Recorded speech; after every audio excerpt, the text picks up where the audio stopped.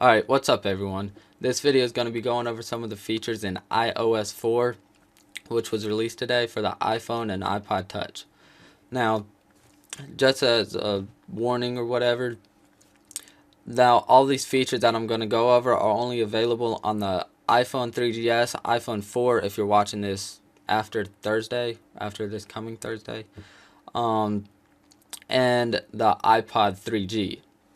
So, and as you get further and further back in the iPhones and iPod generations, the features will get less and less. Go look on Apple's website or whatever to see the features that are available to you.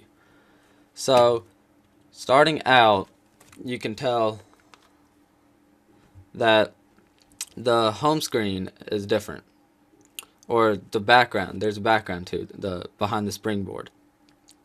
And at the bottom of that, you can see that there's a new appearance for the dock. Now, after that, first let me cover some of this is an iPod, as you can tell. I'm going to cover up some of the features on the iPhone first, get those out of the way. One of the features is in Wi-Fi settings, and part of the settings in the settings, there's a internet tethering option, so you can turn it on or off. Internet tethering, if you don't know, is basically you can bring in the 3G signal through your iPhone and put out in a certain radius, not a very strong radius at that, a Wi-Fi signal. So you basically, just like a MiFi or whatever, and you can get on that Wi-Fi signal through your laptop or whatever, and basically use it just as a regular Wi-Fi. So you basically have Wi-Fi wherever you're at. Now, they also have 5 times digital zoom on the camera, or still camera for the iPhone. And they also have tap to focus video, which they had tap to focus before the video, before you started recording before. Now you can do it while you're recording. There's also faces and places and photos, so you can view photos based on who's in them and where they were taken. And I think that's it for just iPhone stuff. But now let's move on. Starting off, I'm gonna start. And for the iPod, you can tell right off the bat that if you've used one before, there's an airplane mode right up at the top, which that's a new feature for the iPod.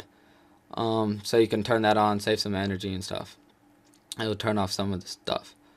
Now, going down, you can see the wallpaper section. You go there, you go to your wallpaper, choose a wallpaper, and you can set it as lock, home, or both.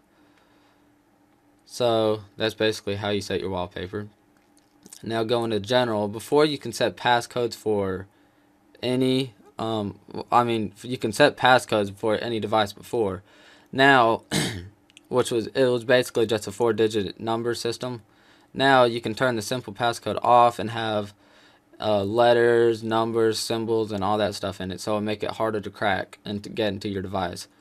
It's basically just a more complex password. And going down to Safari, now you can edit or change what your search engine is. Before it was set default to Google and you couldn't change it. Now you can go Google, Yahoo, or Bing. I like Bing search results better, so that's a good thing for me. There's also better spell checking supposedly in this one, and the only thing I've noticed is that when you spell out iPad, it automatically spell checks it, so it'll just capitalize a P. That's basically it. And there's also wireless keyboard support now for whatever crazy reason you're gonna wanna use a keyboard for your iPhone.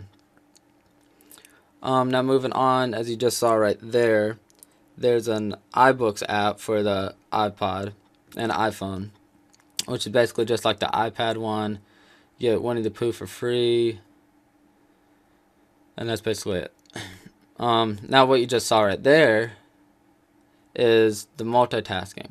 So basically how multitasking works on the iPhone and the iPod is when you're in an application, it'll basically just freeze it in there and put it in kind of like a hibernating state. So it's basically just sitting there in the background, frozen, so it saves all the settings and everything where you're at. and whenever you exit it, go to whatever you want, go back, and it'll be in the exact same spot. So it's not actually running in the background. Um, it's just saved in the background, and at any time, like, you can just hold down the icon and then kill the application. So that's basically it. Now, also, and for Pandora, and I'm guessing Last.fm is going to be doing this.